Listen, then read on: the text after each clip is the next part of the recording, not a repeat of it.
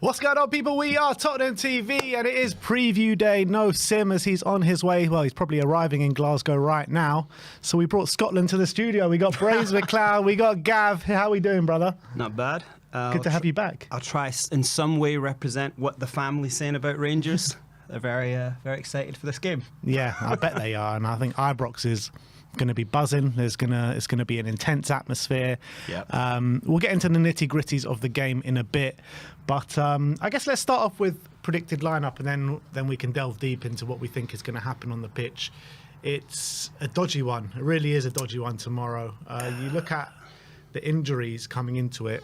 We got. I feel like you're starting to use smaller and smaller print for these words to get them on the screen. Literally. So you got Jed Spence eligible, Romero out for the next 6 weeks, Richarlison hoping to be back early January, Odebear hoping to be back February, Vicario February as well, Mikey Moore, who knows what's going on with Mikey Moore, Ben Davis, not too sure either, he's out, and Mickey van der Ven going off, which we thought was cramp, but we're not so sure at this moment in time. He's going to be a doubt going into the game. And regarding Mickey van der Ven, if he's any sort of doubt, surely he can't play.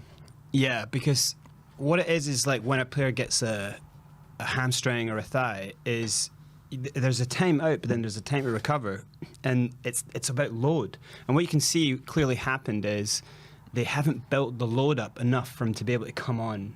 So obviously, Ange said he was only going to have 70 minutes, but then should you even be risking a player like? And then it's not a case of like Ange would have just probably left him on longer, right? Yeah. It's the fact that he went down. And so for me, it's like he wasn't ready, just wasn't ready. When you saw him go down, though, did you feel like it was cramp, or because a lot of people in the stadium, that's it, his hamstrings have gone again? Well, as a football player, when you're coming back from a hamstring injury and you get cramp, you think your hamstring's gone again. You can't tell the difference. Yeah. So he would have been just devastated, But you could see the way that he sat down. It was like, can't take any more of this. Because he didn't go down the tunnel. He just went straight and sat down. But this is the problem with our kind of medical team, is that I guess it all comes from the fact of having a light squad, and they are getting shouted at a lot, like he's got to be ready. They feel like they've got to have a player ready, and then you just aren't giving them enough attention. You're not building the load and getting them like, okay, can he do 4 or 5 sessions without a problem? Can he do a bleep test without any problem? Can anyone Spurs at the moment do a bleep test without any problems? Yeah. But look, in goal, we will go with big Fraser Forster, obviously. How impressed have you been with Fraser Forster since coming in? I think he might be goalkeeper of the month.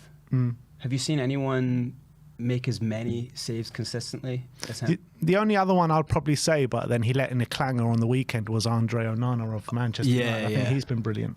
And I would have said Kelleher until he let the ball go. Yeah, exactly.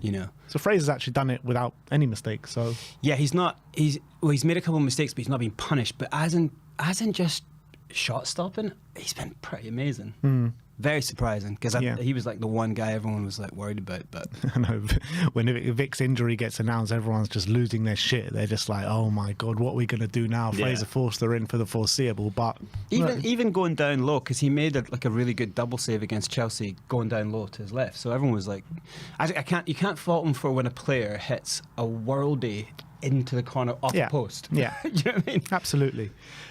Right back is an interesting one, because God, I shudder to think. I don't know what we're going to do at right back, because obviously Spence can't play. Surely it's going to have to be Porro, and Porro's not going to get a rest, because I feel like Archie Gray is probably going to have to be needed at centre back. Absolutely. So it's going to have to be Porro, but the problem is Porro is already starting to look leggy. He's great when he is rested and he can go running up. But you're starting to see more and more mistakes creep in, more and more positional stuff. He's getting that wrong just because he's like tired, The Roma game and the Fulham game, I mean, he was shocking. I thought it was a bit of a step in the right direction in the last game, but still, he wasn't up to his usual self, was he? And the way that Rangers play with the two main threats they have doesn't look good.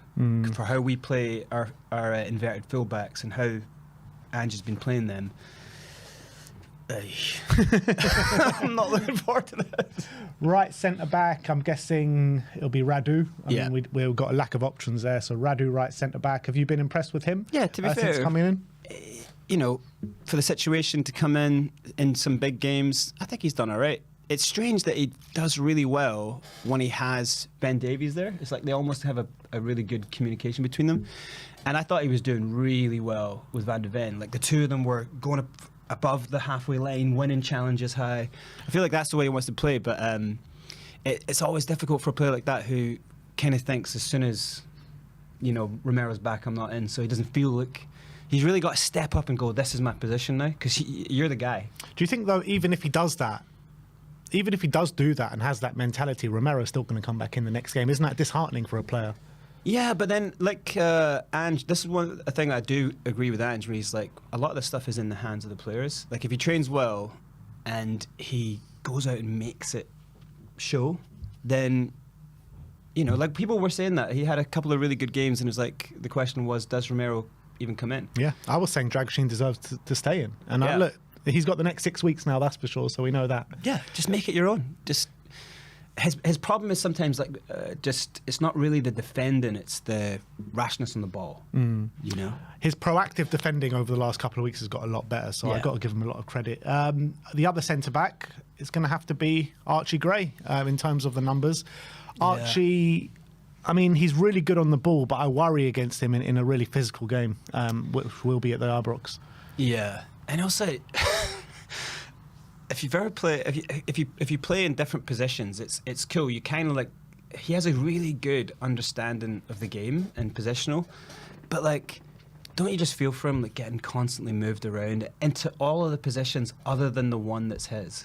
What do you think about that though? Like, as a player of Archie's age, trying to make his name in the game, just coming to a team like Tottenham, like moving around in position, will that do good in terms of for his future and development? Or does a player of that age need to just constantly be playing in their position and learning that role? Ideally, but that's if his position's been decided. And the thing when you are 18, your position hasn't really been fully decided yet. But the fact that he's got so much favour with every manager he plays for to be able to use as a versatile player is good. I feel like you could put him most places on the pitch and he'll do well. But it's when you come up against a team who, in a heightened game like this, in a stadium like what he's going to play in, this is going to put a lot of these young players like minds to the sword. You know, can you like constantly watch your back and control the game ahead of you? You know, under a high pressure situation. This is going to be the making of a player here. You know, if he does really well, wow. You know, I guess it's a bit similar to the Galatasaray game, isn't it? Yeah. Because a very intense atmosphere and in a different kind of vibe to what you've been playing in, week out. Yeah. I guess it's a bit different actually at Ibrox. So I think they'll be getting probably a lot more abuse at Ibrox than they did at Galatasaray. That's what I mean. It's like, can they stand up to the noise? It's close into the pitch. Every single mistake he makes, they're going to rip at him. You know, like that's really what it's going to come down to. But has he showed you in any way that he doesn't have what it takes to play in different positions? No, definitely not. I've been really impressed with Archie Gray ever since coming in. His silkiness on the ball, his calmness on the ball, his way he can wriggle out of pressure. Yeah. I feel like with Archie Gray, it's like a bit of a common theme with him every game where he starts off a bit nervy and a bit ropey, but then he grows into the game in quite a big way. The difficulty of being left-sided centre-back, he is right-footed, and the fact that if anything, Foster's problem is how he passes to a player. Like he doesn't really get, he's right-footed or left-footed, put it this side of him. So Archie's going to have to do so much calculations every time the ball comes to him. So you're going to have to get him like really on the ball early. Yeah. Left back, again, another player who seems to be overplayed at the moment is Destiny Udogie. Not having his best season, in my opinion. I think he needs to brush up on his one-on-one defending, that's for sure. And I felt like in the game on the weekend against Chelsea, I thought he was brilliant first half. Yeah. But then he kind of vanished out the game second half. He got destroyed down that left-hand side, and that defending for the Palmer just absolutely rinsed him, didn't he? Yeah. But look, he's going to be needed in this game.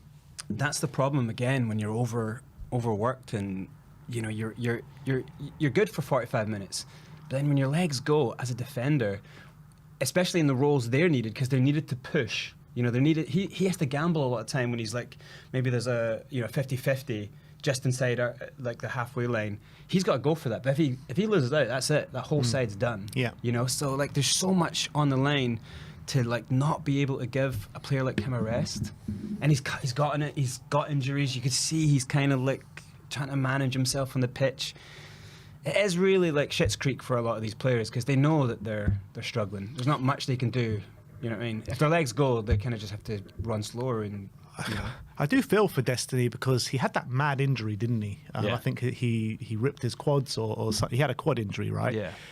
And he had surgery. He came back, and as soon as he came back, because of the lack of options, he just needed to play every single game. And like, we haven't given him that kind of bedding in period. We've just thrown him to the wolves, kind of thing. Yeah. And this is where all our problems keep coming from, is that no one comes back in having given their load the right amount, and so you're ready to go. And like, yeah. So your part of your brain is going, yeah, I'm ready for this. You're not. You're going, I hope it doesn't go again. Yeah. How can you play football like that? Yeah. You know? 100%. In the number 6, it will be Rodrigo Bentancur. He hasn't played too much of late, obviously, because of the ban. So I guess it's a positive thing that he's going to be fresh coming into this, and we're going to need him. He's going to have to control this game. He really is. His opposite positional player is someone who is very good at like making things happen from his position. So I think he's going to really have to like step up here. We need him to make up for the fact that he's missing these games. Yeah. He should be looking at like this game like, oh God, this is it. You know, like Under the Lights at Ibrox is a big game in Europe. Like because it's going to be hella difficult with the amount of abuse that the height of the game. Also, both teams kind of need to win the game, you know. So like we need a big time player, and Bentancur. I love him and I want him to stay and I want him to get back, but he's in these moments he's got to show. He's really got to put the doubt out of people's minds. He's got to have a cracking game, the whole game. He's not coming off. We can't bring him off. Yeah. You know what I mean? Yeah. And, you know, with Bentancur, he is one of the more senior players in the squad now. You know, he's been involved in big games, you know, starting in the 6th and the 8th for Juventus over a number of years. So when you're talking about someone that should be able to guide someone like Archie Gray through the game, he should be that guy. He's got to talk very clearly. Look at the triangle of players there. You got Radu, Gray, both maybe a little nervy sometimes at the start of games. Yeah. He's really got to calm them down because he has to give them a way out every time, you know. So he's really got to do that, man. He's really got to like have his head in the game. I think those positions on the pitch kind of pick themselves. Where it gets a bit tricky is the next two central midfielders, because you've got Pape Sarr, you've got Lucas Bergvall, who I think has come on the last couple of games, looked really good. Yeah. You've got James Maddison, and you've got Bissouma, but I think Bissouma gets a rest this game. So what are we thinking for these? I think Bergvall definitely starts, actually. I think Bergvall's earned it. But the most interesting thing is that Bergvall's come on and been really good in the 6. Just the way he's picked up the ball, moved it well, like really nice turns, controlling the way everything moves from there. Like, it's interesting because it might be something where you push Bentancur up, but I think you need Bentancur in the 6 because of his experience and you know, you don't want Gray and Bergvall so close because they probably aren't like great communicators just yet. So having him, you have him more as the creative? Well, if Bentancur is going to play the 6, then I think maybe Bergvall. It depends who plays the other one, but I'm assuming James Maddison will probably take the other spot in a more creative role.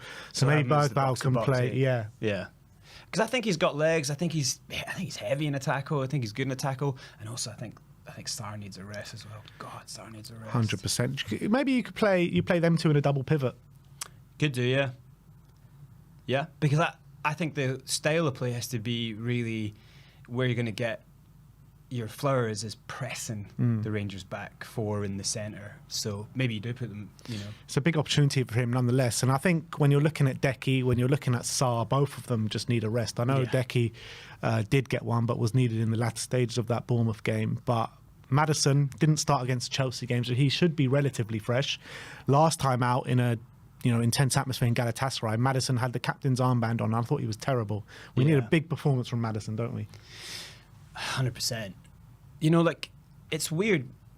I always wonder, like, what is Maddison thinking? You know, because he knows he's a big player, you know, but like coming on games with 10 minutes to go, he to be fair, he came on and he did a lot of really nice things, lovely work to set up Sonny.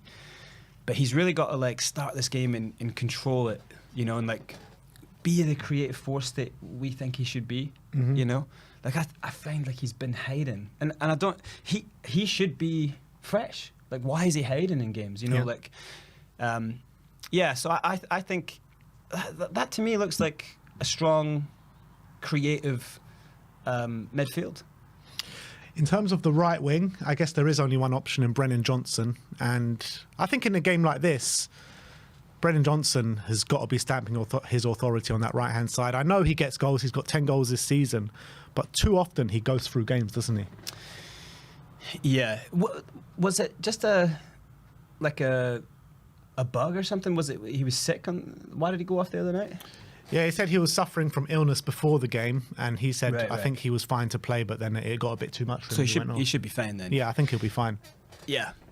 Brennan in big games though is someone who kind of goes a little bit missing, and then he might pop up with a goal, but it's like, where were you for the rest of the game, you know? Yeah, but I guess having said that, the hardest thing in this game is to put the ball in the back of the net, and he does that.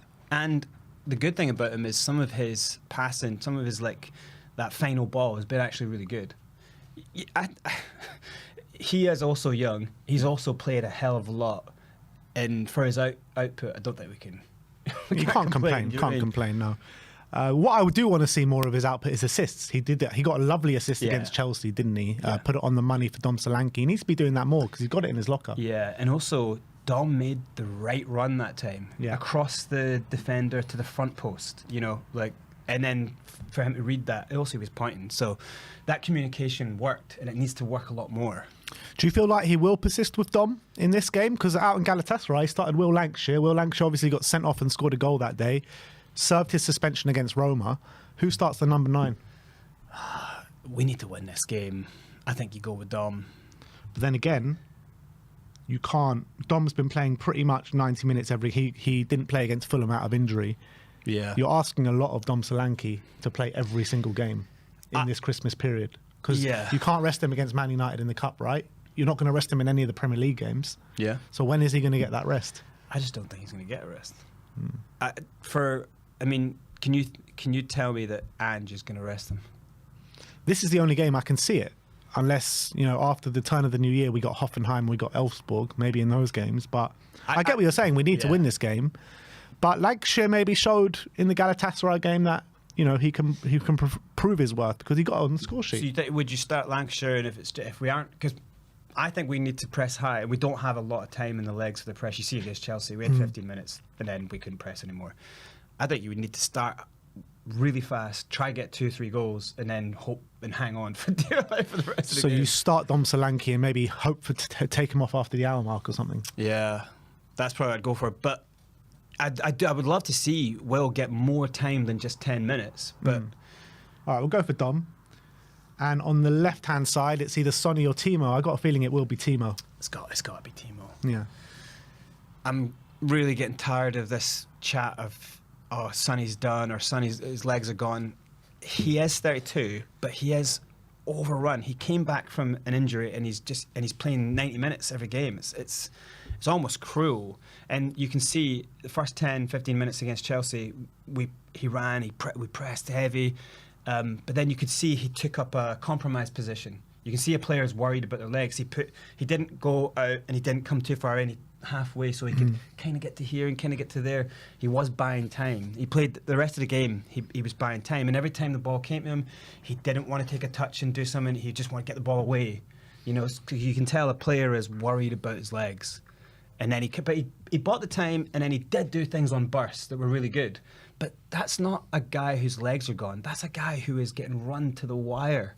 Who knows? I can't get injured here. I've got to bide my time. Yeah. I hope he plays Werner. God, I hope he does. And Timo, you know, as much as anyone, whatever you want to say about Timo, I think he's been all right. I think seeing him as consistent as we have, I actually think he's getting on the ball. He's burning defenders. He was amazing in both City games. I think for a game like this, for what we need to do is press high and then really get in behind. I think he's perfect. And also, we need to see Sonny get some rest. Yeah, absolutely.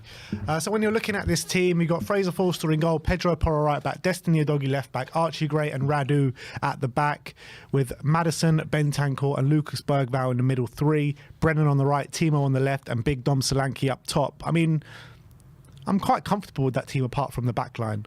I think apart from Radu, Pedro and Destiny being overplayed, Archie Gray at centre-back, you don't really want him there. So I think that's where we're going to get caught if we're going to get caught this game. And we're going to find out. Yeah.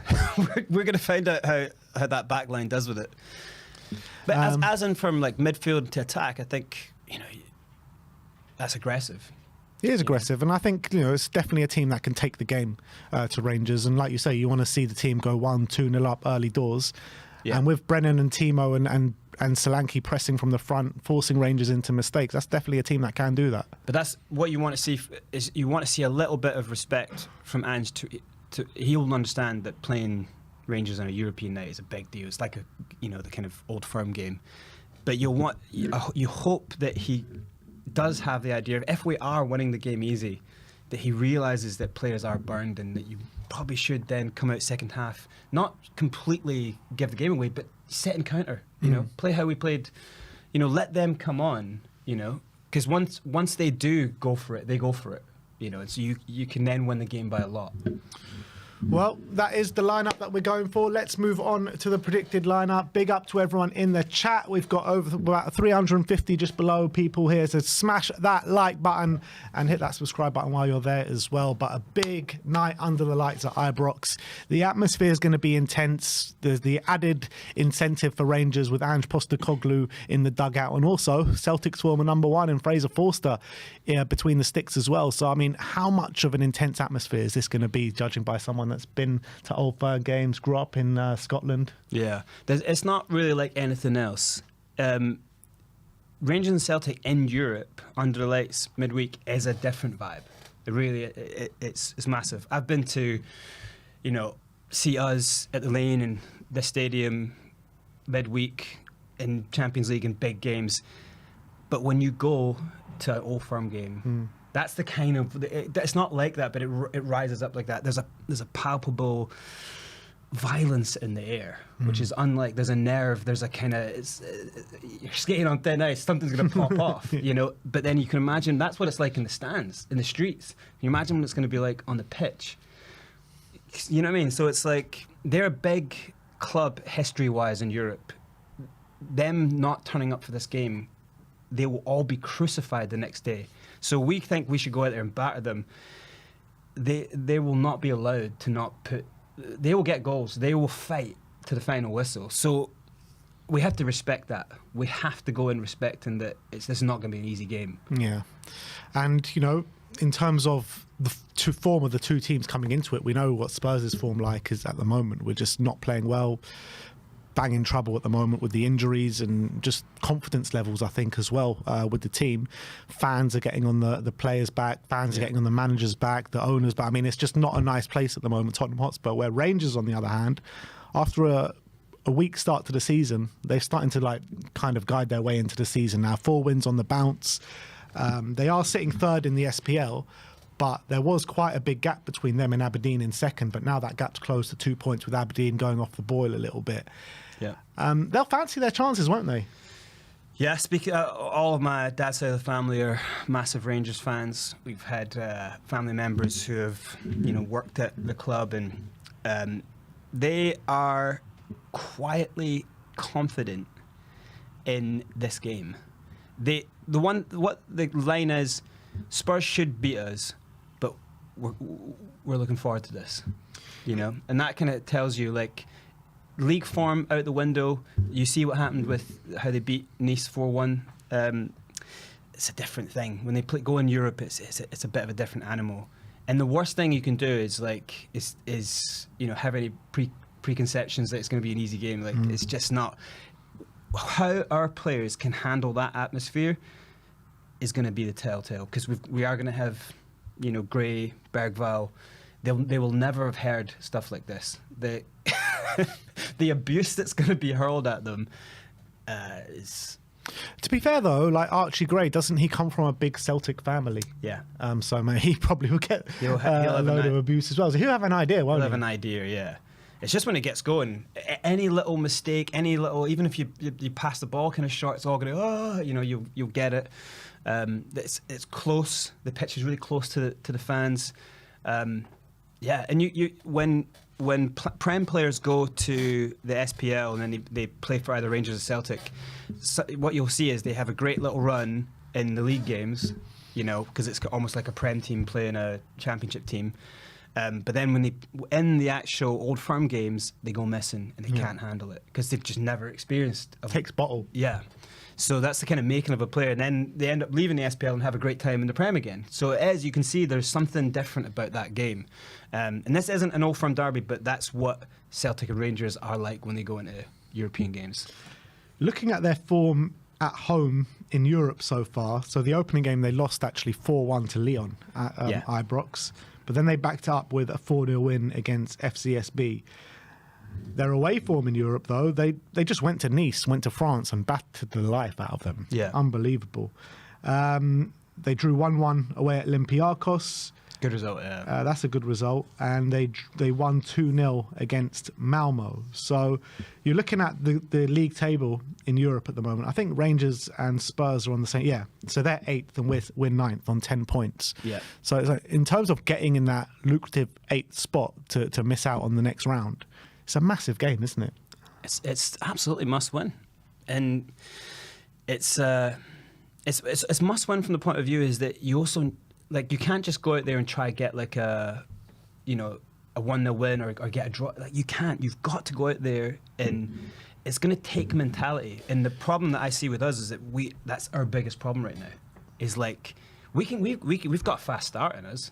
But like going the way, coming out with a game plan, and then what happens if it goes wrong, or when the nitty gritty, where do we go? That's what happened in the last two games, right? The Bournemouth game and the Chelsea game. We started so fast, it looked like, all right, Spurs have come to play here. Yeah.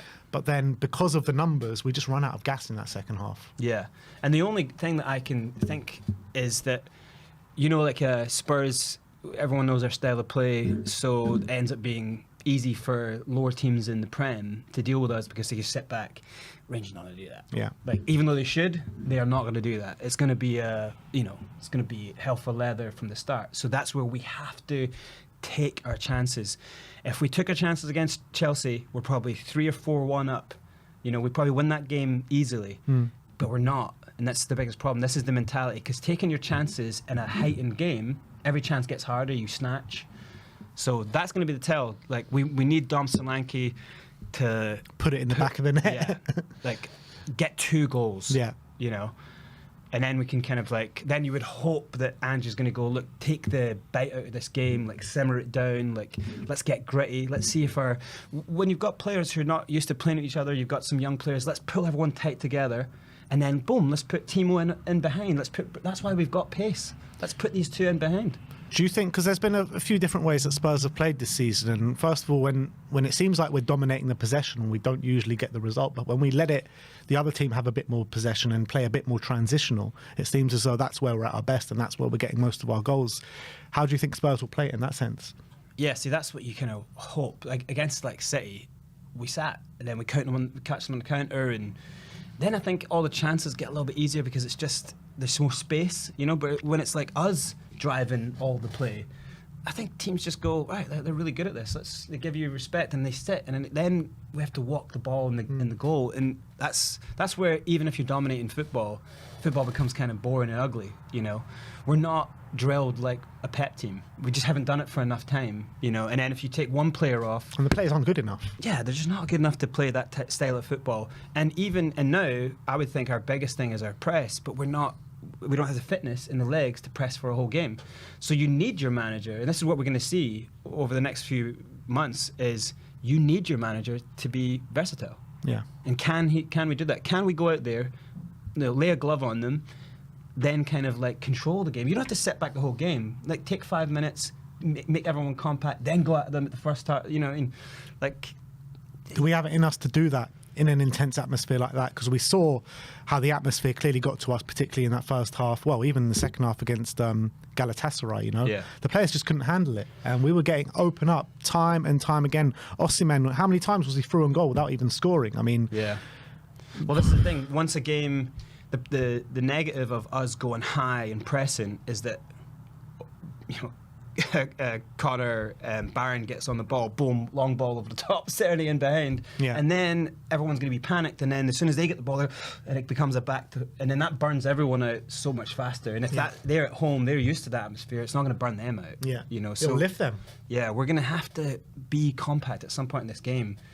Can Ange make a defensive strategy for the parts where it's going wrong, or can he take the bite out of the game? That's what we've not seen. We keep thinking, oh, when's he going to make a change? But not even that. It's like, wait, can you just pull everyone in and say, right, get tight, go 5-4-1 like you did against City, and we batter them? You know? A couple of the Rangers players, I mean, maybe you'll have more knowledge on them than me, but this Vaclav Cherny, the Czech Republic player, I don't know if he's an international or not, but he scored 3 goals in the Europa League so far. He scored 6 goals in the SPL. And also Drezes as well, who had a strong season last year, and this season he's backing that up with another 6 goals in the SPL. Anyone else that we should be looking at, or what will those players bring to the team? Well, it's more the combination between. So Kearney is brilliant. Like, he's on loan from Wolfsburg. I think this is the kind of player. The 2 players I would mention, he's one of them. These are the kind of players we should actually kind of be looking at, because they're not going to be that expensive. Wolfsburg are kind of like putting him out on, and he's doing really well. But he's a tricky winger. He's fast. He's kind of, you know, brutal. He'll bite. You know, but it's the link between him and Connor Barron. They're kind of 6 who's kind of come in, and everyone in Scotland's going, whoa, this is the guy who can, you know, take Callum McGregor's number for Scotland. You know, like, really, he's kind of, the way he puts balls through the line, he can control a game when he gets on. He's not like a 6 like you would see at Aberdeen. He was more of an 8, but he would control games. Like he's almost like Beckham, like precision, the way he like moves the ball around, but also strong in a tackle. You think he's kind of like, as most Scots are. He's very strong in a tackle, and his head is there. So he's the kind of person. There is vulnerabilities with him because he's young and he doesn't have any big leader around to control. So he will try that beautiful ball all the time.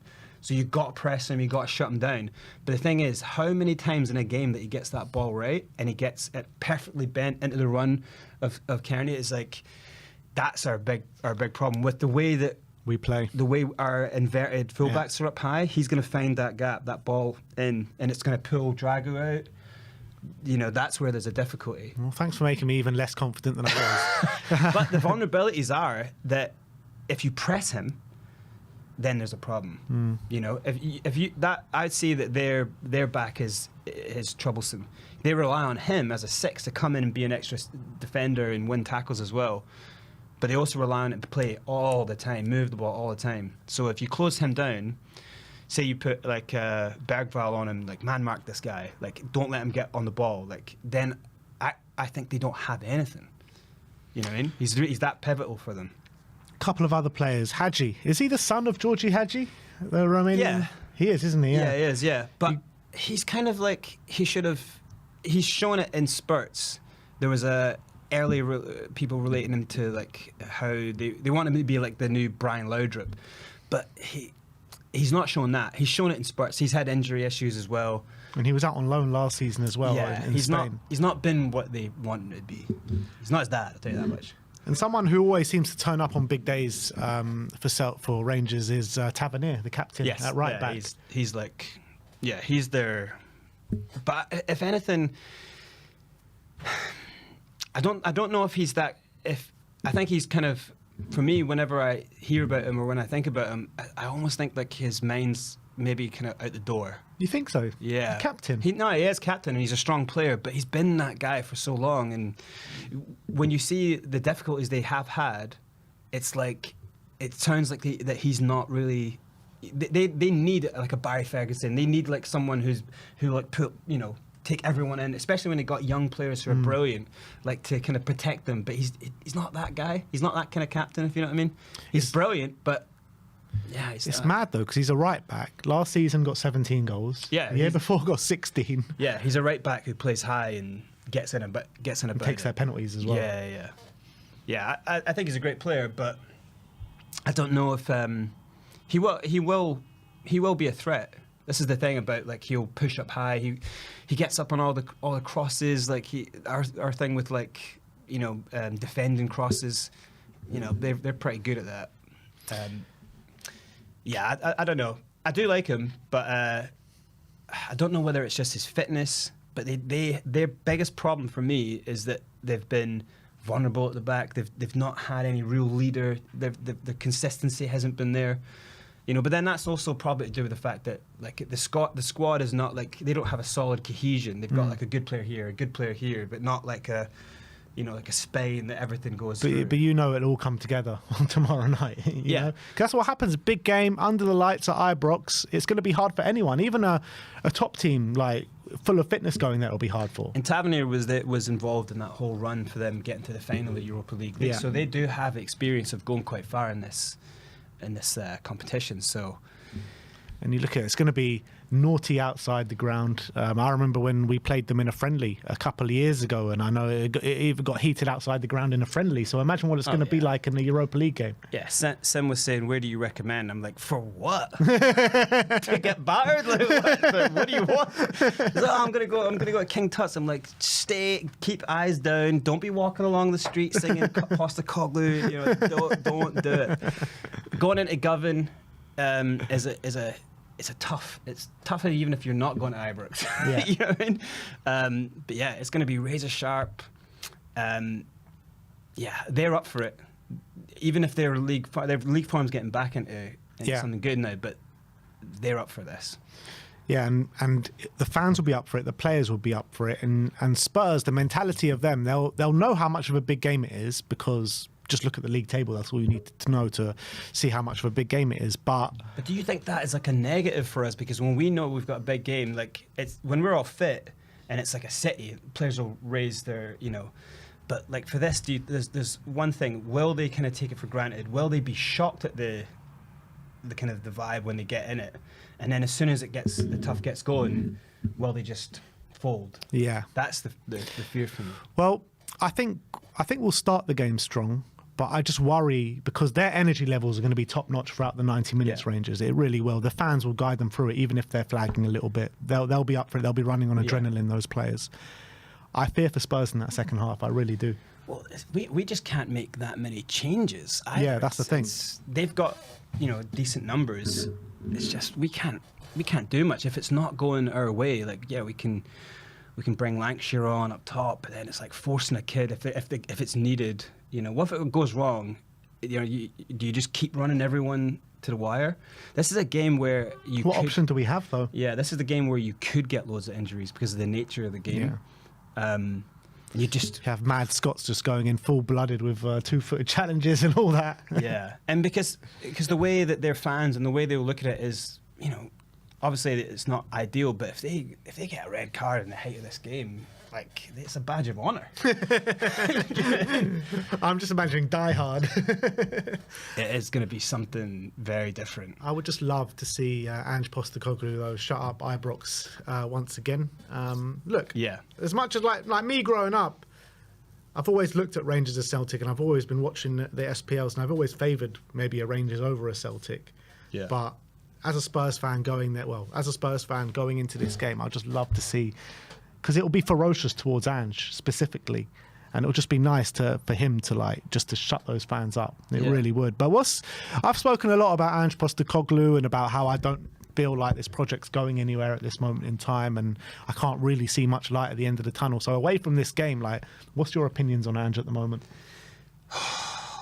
It's a difficult one, because early on I was seeing things that were like, well, this is worrying. And I think the difficulty is when you want to back a manager, you like, you have to kind of measure your expectations, and so you want to back a manager, so you go, let's go for it, let's do that, like we don't stop. You get caught up in the hype of that. But early on, I was seeing like, you can't play that all the time. That's just insane. Yeah. Knowing that we came into this season with exactly the same problems as we did the season before, like not getting extra players in positions that we got. We went into games last season with non-centre backs at centre back, so it was always going to happen. So I just didn't understand how, I kind of felt like if he's standing by the summer window, like.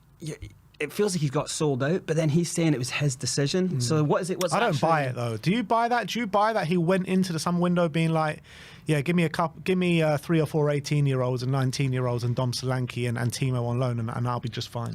That's the craziest thing. Is Surely that he not. sanctioned Timo twice. So if it is true that he did, agree, then you're going, well, you've made a rod for your own back here, because you knew this was going to happen. You had a whole season of how hard it gets when you don't have a squad. So that's one season, and then second season, and you're going, this is the same excuse. That's why it's getting hard for everyone. And on top of that, he says, I always win in my second season. I know. Sometimes I don't falter him on that stuff, because he is Australian. That's a culture thing. Their way of looking at it is they have to, they bump themselves up so that they are held to that sword. They like being held to to their success, and he's experiencing probably a different culture here. But I still think, though, when you see it work, it's brilliant. It is brilliant. So if you could get him 2 teams, a first team and a second team that he believes in, because he clearly does not believe in the youth. The amount of times we're sitting there going, you're just watching the Chelsea game, you're seeing Bissouma's making mistake after mistake. You can see he's like leggy, he's waiting all the times. I think you said it as well. When every time they were attacking, you said it in the stands, every time they're attacking, he was just staying off. And it was like, why is he being so lazy? He's not going to the ball. And that's, that first goal was an example. Yeah, it's like they're just standing off. And even Van de Ven did it a couple of times, but then I guess he's kind of also worried a little bit of his body. But that was happening, And so you're seeing that. I go, why doesn't he bring Gray or Bergvall on now? Because even if they're not as good as him, they won't just stand. They've got legs. They'll try, So why not just do it? Because then I see it that if he makes a decision to bring on Gray and Gray makes a mistake, fair enough, because he's a young kid. So then you can use, look, he's a young kid excuse, right? But you don't make that change, and you've relied on Bissouma again. We've relied on Bissouma for a long time, and he's mostly just let us down. Then when he makes a mistake on the halfway line, you see him, he doesn't run immediately. Takes his time, doesn't run. He thinks, oh God, it's all, Then he kind of realizes, I've not been running. And then he on the way back, he almost like kind of does a line. He gets so hyped up on the way back that he's like, oh, I can't stop.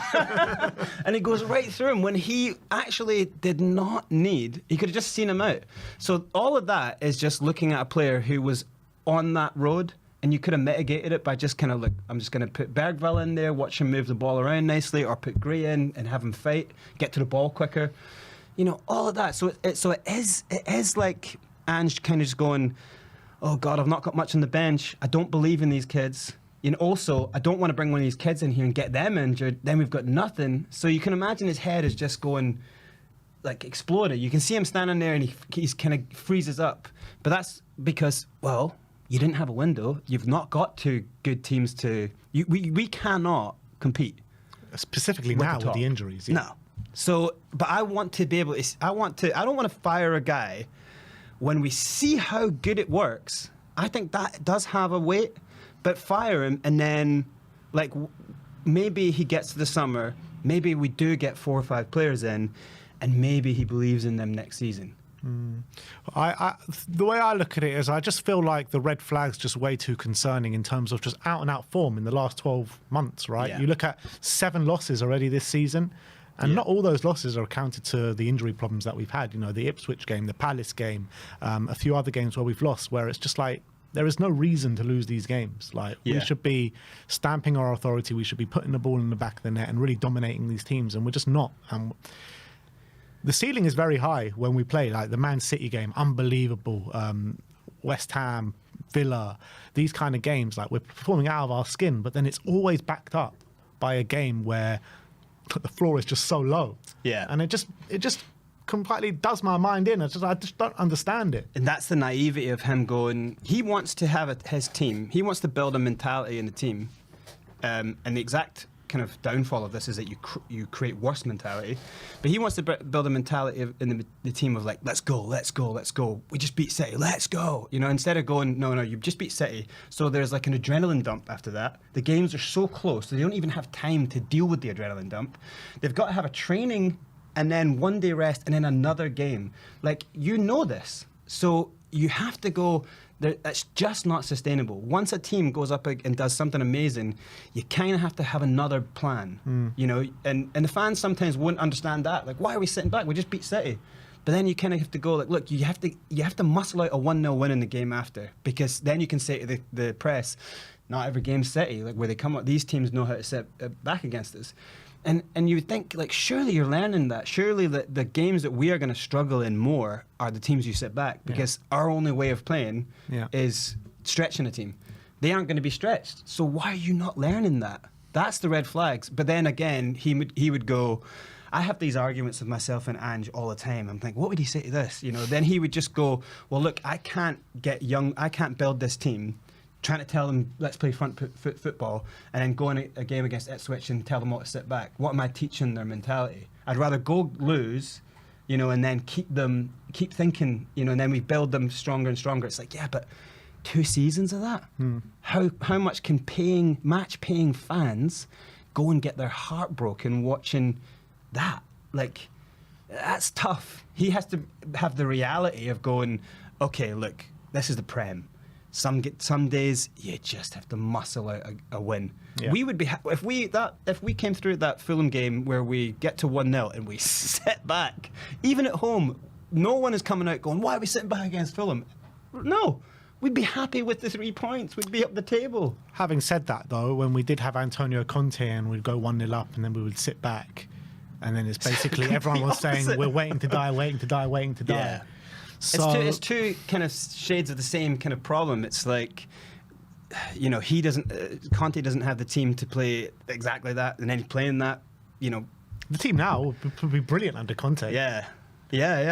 It's Ange doesn't have that team to do exactly what he wants, but then he is learning slowly but surely. Like, I didn't think we were going to go out and sit and have 5-4-1 against City, and then we did, and look at what happened. Yeah. You would think he would just take that on and go, well, we played Chelsea. Instead of like, well, let's go at them for 10-15 minutes, but then when you can literally, after like 15 minutes, you could see we're dying. And he's very just reactive, isn't he? Very reactive in his subs. Like, way too many times he waits for us to go behind when you can see what's coming. Everyone in the stands can see it. Everyone watching on TV can see it. And then he waits for us, like the Chelsea game. You know, he waits for it to go 3-2 to Chelsea before changing anything, when you could see what was happening towards the end of the first half. And I don't think the excuse is good enough of like, well, I didn't have enough. Because in one press conference he'll say, you should know what's going on with us, mate. You know, like, he takes offence to someone asking that, and then the next thing he's saying, well, we didn't have anything to bring on from the bench. It's like, well, you backed the signings of kids. You said that, like. So, but now you're saying you don't have any signings. Like, you've got to bring the kids on and then see them make a mistake. Don't say, oh, I'm not going to bring them on because they might make mistakes. Let them let them go into the fire before you say, oh, they'll get burnt. You know what I mean? At some point, he's got to believe in the kids on the bench. If he's got skilled kids on the bench and then we lose the game 4-3, Spurs fans go, well, look, there were some skilled kids played. We don't even have that. Do you know what I mean? So, like, where are you at with it? You're behind the manager. You're completely behind it. You're apprehensive about it. I just what you were saying very early on is if we keep changing managers, but I do think that to make a team good, a team has to go through the fire. It has to go through the downturns together. I thought that was last season. Yeah, but I mean, first season we didn't have anywhere near enough players. We still don't have enough good players, but we do have good players in places, you know. And now the problem isn't that we don't put out good teams each week; it's that we put out teams that are stretched, and so we actually can see that if these teams, if they were fit, if we had enough players for him to believe in, I don't want to fire a manager until he's got the what he can actually do something with. Like, don't fire him when you haven't seen him with two strong teams. You know what I mean? It's like, is he ever going to get that here though? That's what I'm saying. But then it doesn't matter who you bring in then. Yeah. You may as well just go through it with him, see some great wins. And what I would want from Ange, and even from the start, I was saying this, he's not going to win a league. But I just want us to be a really good cup team for a bit. You know? Don't prioritise the league. Don't. We're never going to win that. We aren't ready for Europe. Not even. The squad's not ready for what we're going through now. We're not ready for this. So win the Carabao. Because if you're showing that you can beat City, you can beat any team in the world then on one night. So go and win. The worry I got about that Man United game in the quarterfinals is though they've just transitioned into 3 at the back team with wing backs. Amad Diallo is playing really well at wing back at the moment. We struggle against anyone that plays wing backs and 3 at the back because Ange doesn't seem to be able to adapt to anyone that has width and can control the wide areas. So I'm actually really, really worried going into that game. Yeah, but you would hope that if the injuries don't keep going the way they go, if the injuries do, like, there's nothing much you could do, you know, and you can't fire then a manager with all these injuries. But that game's next week, I think. It's next midweek. Yeah. So, but I think that's a good time to get them because they're still a mess. They're still an extreme mess. They've got some good players, but again, their managers come in and then half-time he's changing defenders because he's like, oh God, you know, because they're now so in the depth of it being bad that it's going to take something miraculous to get them out. So let's it's a good time to play them. Fair play. They do have their thing is they might have Amad Diallo, but like they don't have a striker. Their striker's got 5 shots on goal in 4 or 5 games. You know, he's really not good. Like Højlund, you're talking about. Højlund, yeah. He just doesn't make the right runs in the box, so that's not someone I'm scoring really, a few. He's probably going to score a hat-trick now. Yeah, I don't know why you said that. But like they do have some good players, but I think on our day, this is what I mean about like hopefully going at that game, he gets everyone. This is our cup final. Every game in the cup for us should be a cup final. Like, do not lose that game. But then that could be because I can't imagine he's going into any game going, no, just give it your best, lads. I think he is going in every game going, you cannot lose this game. But that might be too much for some of those players. You know what I mean? But I tell you this about footballers, because I hate the thing about it's the players.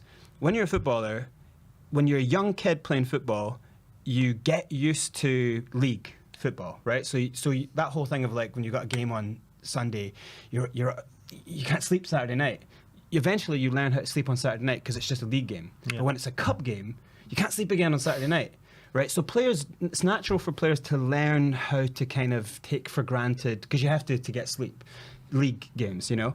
But then it's a big game. You also have to learn how to calm your heart so you get some sleep. Like these players, because they're young, that's a big problem. They're not learning enough. But then a big game comes and it it blows them up so much. Then like they don't care about the next game, or they're like, well, relax. We just beat City, and that comes down to mentality. And that's the thing. But that's going to be the hardest thing to build. This is why Ange coming into this team, I would have thought he would have wanted some players who have proven mentality to do it with youngsters.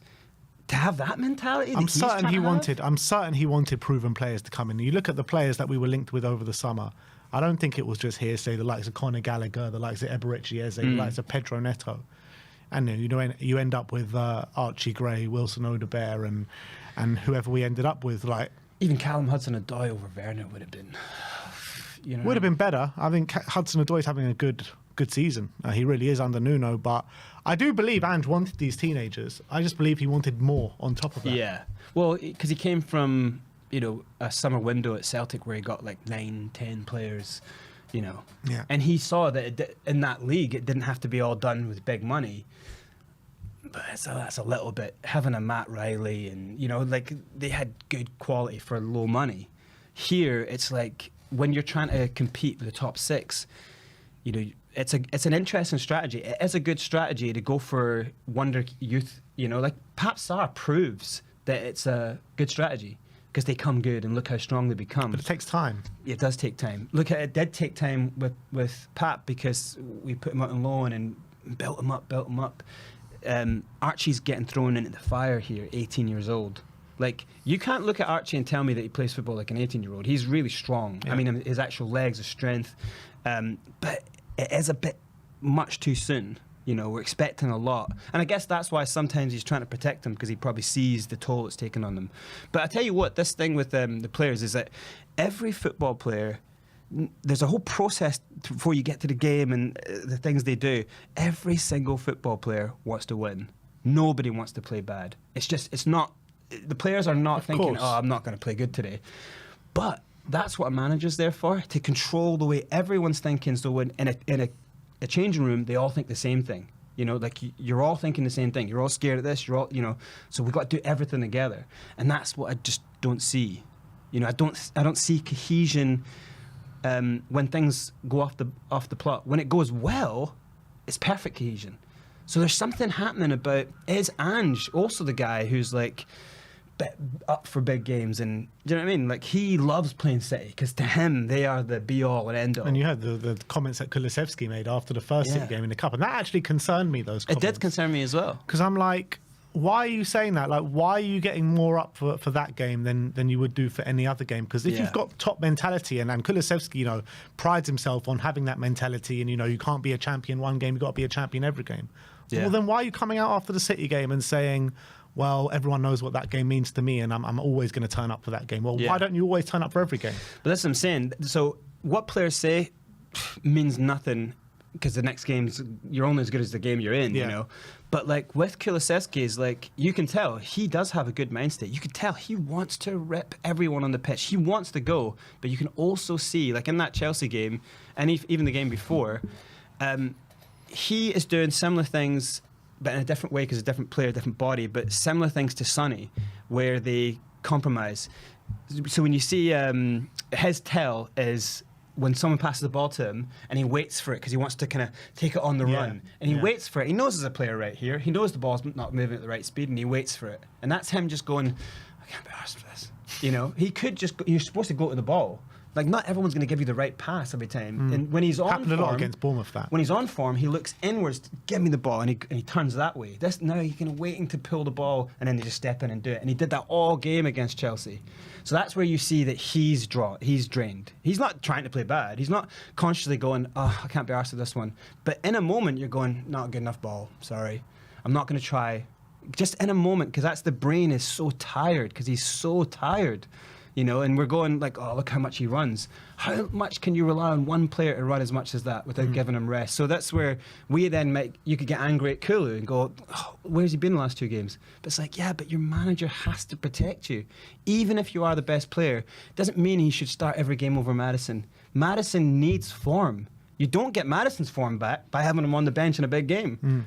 So he's genuinely, that's the thing with man management, which is something that I heard before he came in, is that he does have favourites, and he does maybe hurt the confidence of other players by not showing them love. And that's what I kind of feel, I don't know what's happened between them, but I kind of feel that Maddison on form is too good to really worry, like, you know, kind of not have him there. I thought you go with Maddison in a Chelsea game because it's a big game. Yeah, like, I was saying that in the build-up to it. You need his form. You can't bring Maddison on for bit parts. You're not going to recover his form the way that he needs it. He's the guy. He needs to feel like the guy.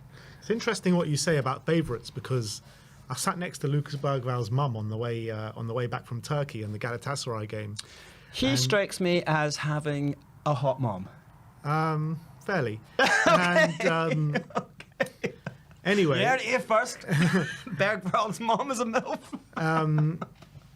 I was asking, what's the relationship like with Ange and the players, and Lucas in particular, because Lucas ain't getting much game time. And she said there's no relationship whatsoever with the players and Ange. She said that he likes to have that kind of relationship with his players because he doesn't want to show favouritism to any of the players. He doesn't want to have favourites. So what do you make out of that? But then you see him go out of his way to shake Romero's hand as he walks off. I think Romero and him have a good relationship. I know what you mean though. Is that he's not a Mourinho on the pitch kind of like, hey, you feeling back down? How's your dog doing? He's not that guy. But I do think he but just team sheets. Oh God, how am I? What's Maddison thinking? Is Maddison thinking he's not got Kulu over him as a favourite? Do you know what I mean? It's like, just from that. But it's not favouritism, though, if you're playing better, because Kulusevski has been a lot better than Maddison this season. Yeah. But then when Kulusevski's form does go down 3 games in a row, I think you kind of do go, look, you need a rest. It's not. You're not, dropping him just by saying take a rest. Come on at 75 minutes. Could you imagine if Kulu came on at the Chelsea game? Yeah.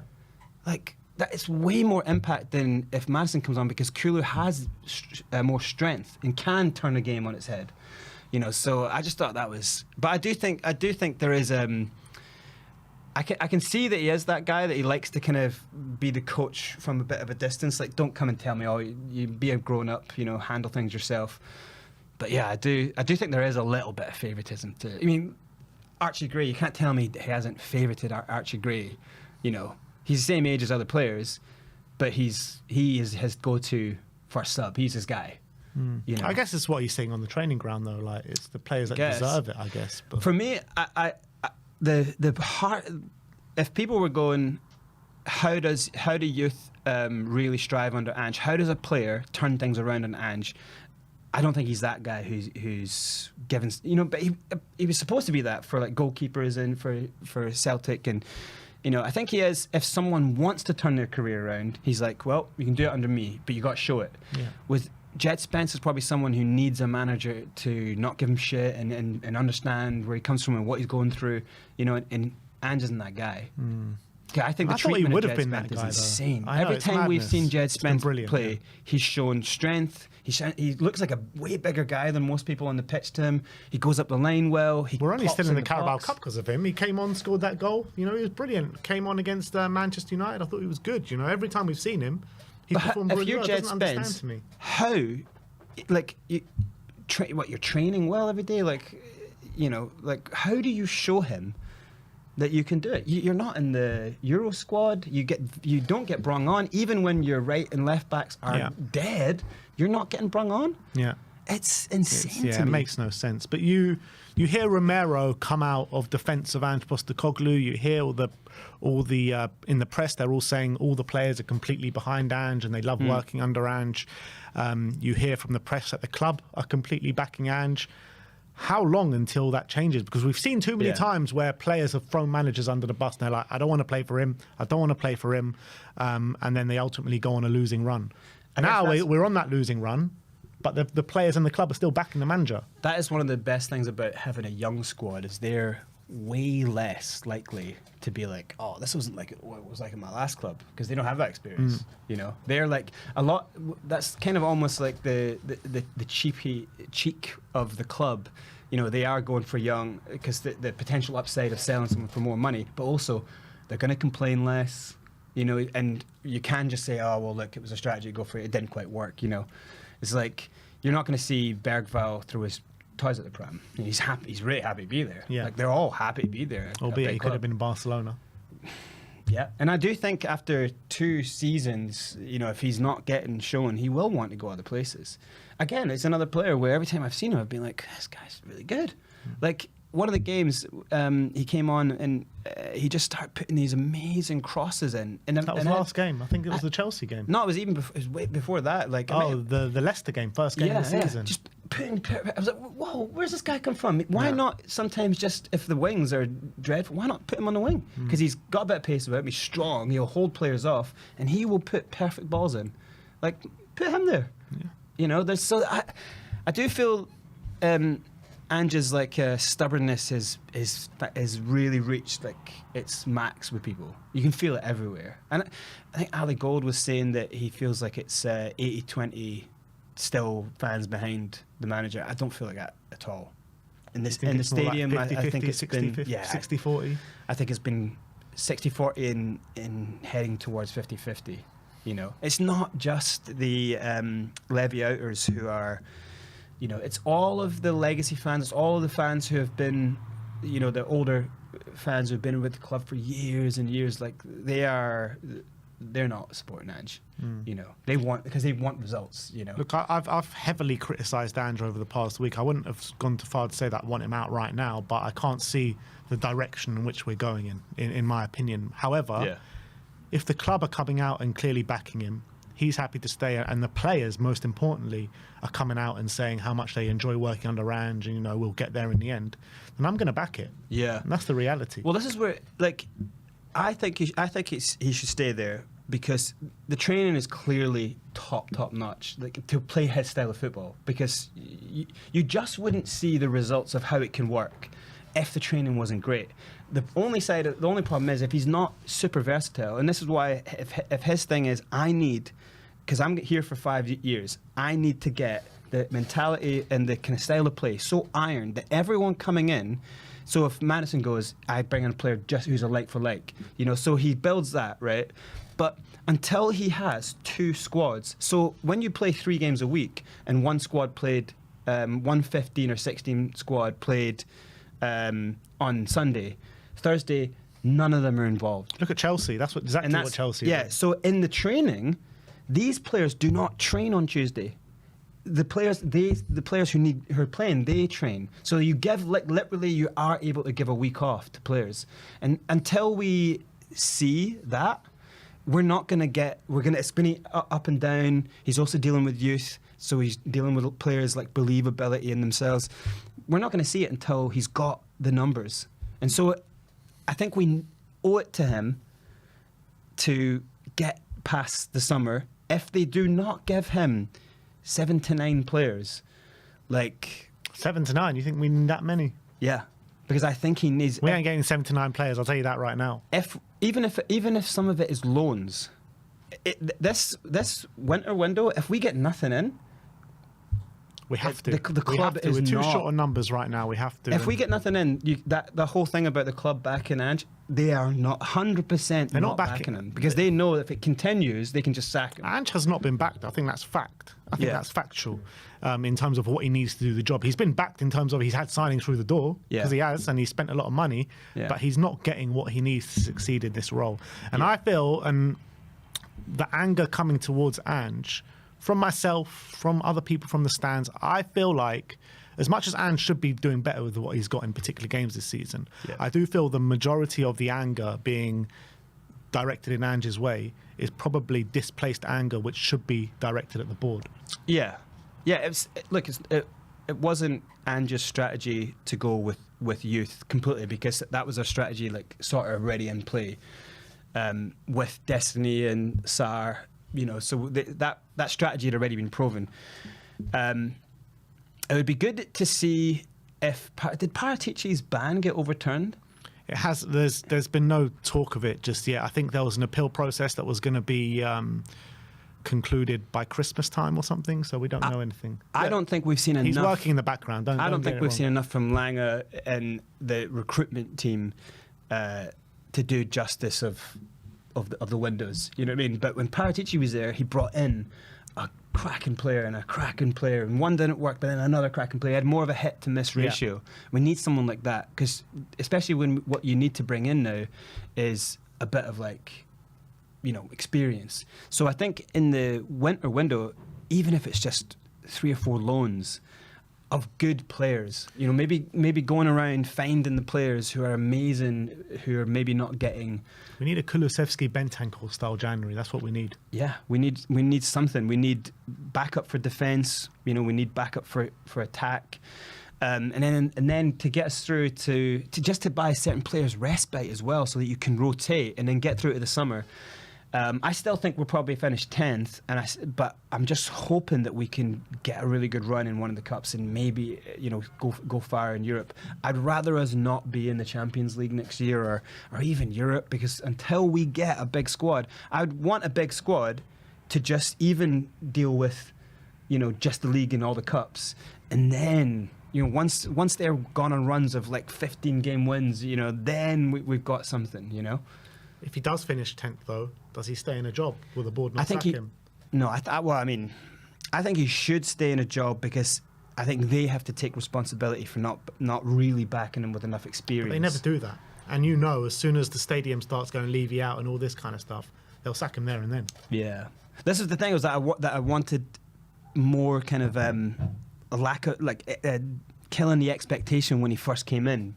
Because it was very obvious that we were going to play some good football, but that we were going to get. I mean, everyone said it when it was like, we're going to win games, but we're going to get battered. And as soon as that starts happening, everyone's angry. It's like, well, we knew this. We said it was going to happen. Yeah. You know? I just didn't think it would go on for this long. Yeah, that's the I thing. thought we would see like a bit of light in the end of the tunnel by now. And he's learning but we're getting worse. He's learning very slowly, too slowly for the Premier League. Yeah. But also, it's his first time in the Premier League, so it's like he has to learn. There's no way. He's also an experienced manager. Like, he's not a young guy, you know what I mean? No, but sometimes when you're experienced and you've won things in other countries that are not England, not the Prem, that's a bad thing for you, yeah, because you're just like, wow, this is what football is. Football. He'll always say things like, look, football's not changed. You say things like that. He does those things where you're like, what? No, of course it has. You know, just little things of like you could mitigate.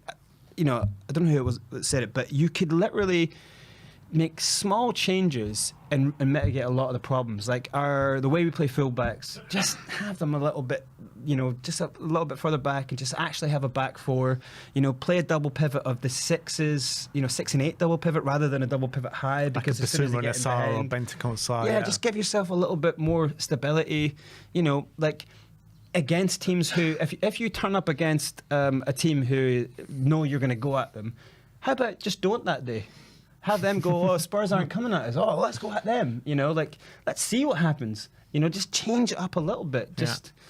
Because once I don't know how many games we can go to as fans, and now we're not even getting that pumped after 10.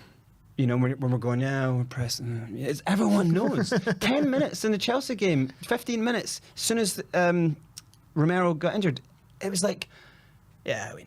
It's like you knew we were going to lose the game. Romero goes off, we concede 5 minutes later, and then, And then no one was in belief that we were going to win that game. Yeah.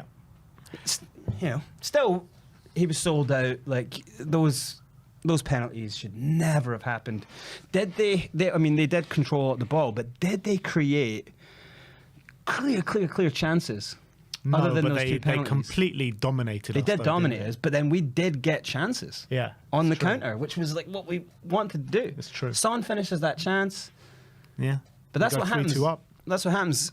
Sonny's conversion of goals now is taking a knock because his legs are because he's That's running the problem. like crazy. Players are getting overplayed at the moment, and we're not seeing their true value and their true worth to the team. And until we get our players back, I think that's going to keep carrying on. It's probably even going to get worse. Yeah.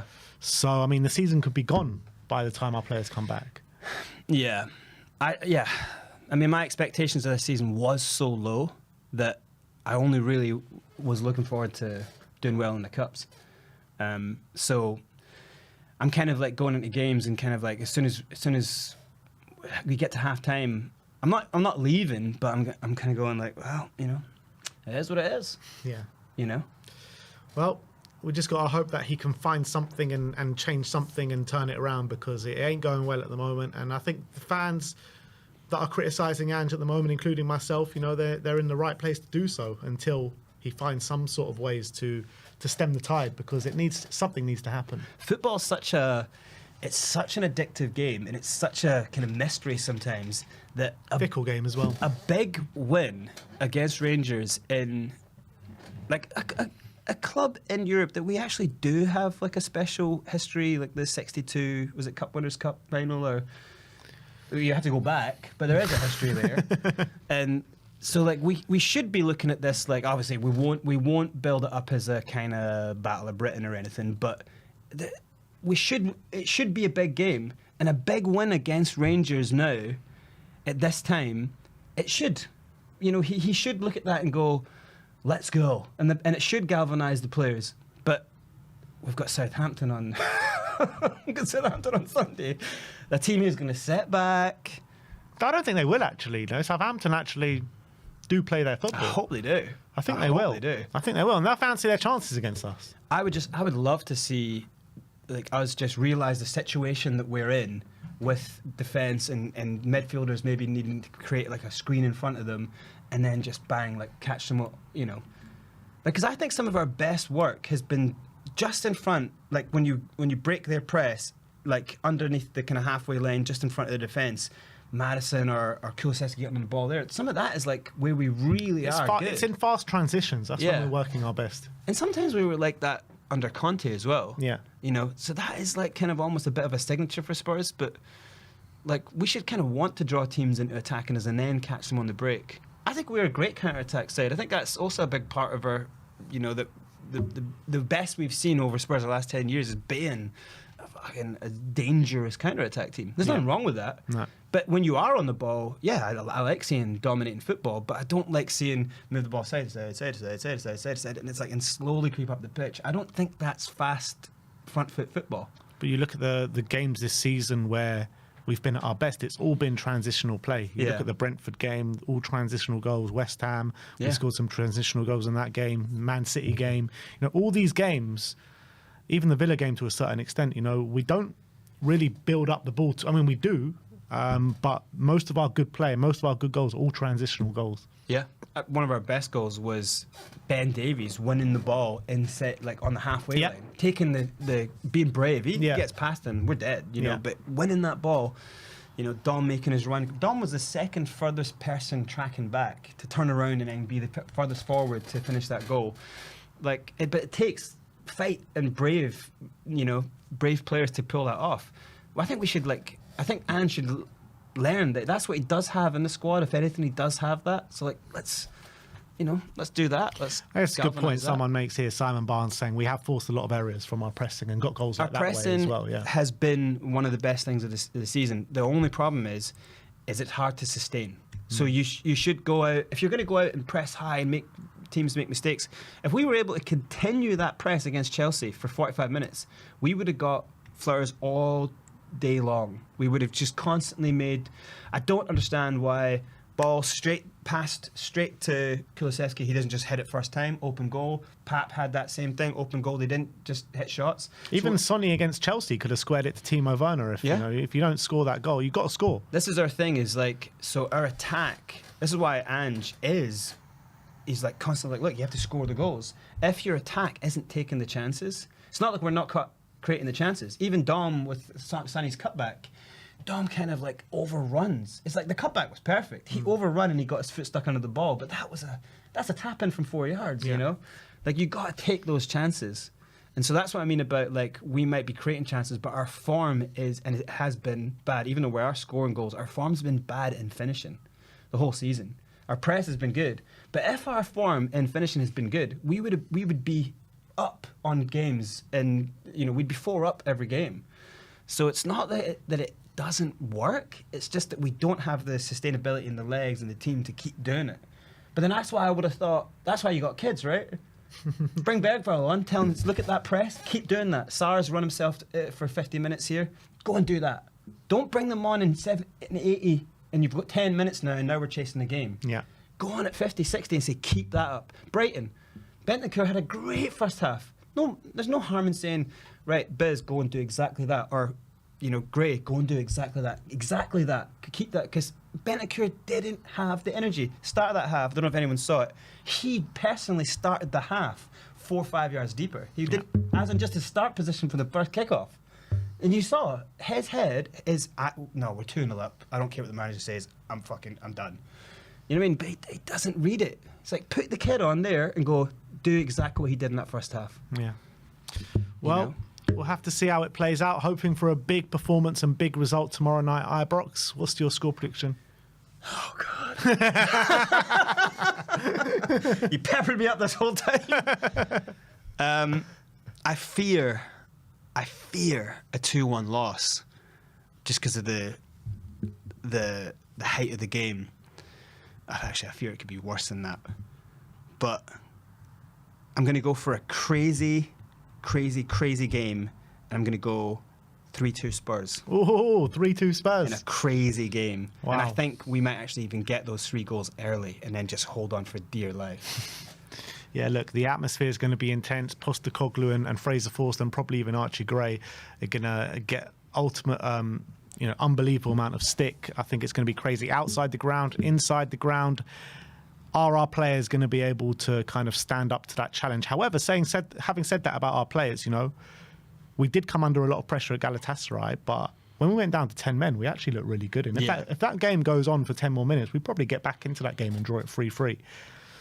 Yeah. So maybe we kind of grew into that atmosphere, because the atmosphere in Galatasaray, I mean, I was nearly deaf by the end of the game. Seriously, it was. But that is another one of those stadiums where it's like you're not going to experience that. No, it was the most intense ground I've been to for sure, by a million miles. But I think this will be up there with it. I don't know if it'll be as intense, but it'll definitely be up there with it.